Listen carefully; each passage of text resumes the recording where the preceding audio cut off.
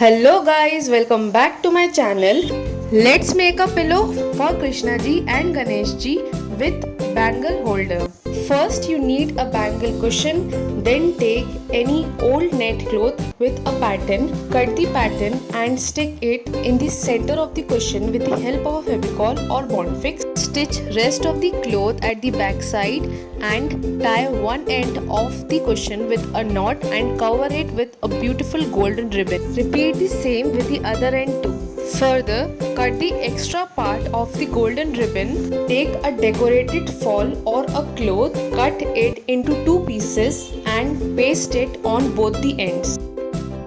For further decoration, take the same golden ribbon and paste it just beside the center pattern. And here our DIY pillow for Kanha ji and Ganesh ji is ready for Janmashtami and Ganesh Chaturthi with bangle holder. Thank you so much for watching the video so patiently. Have a nice day.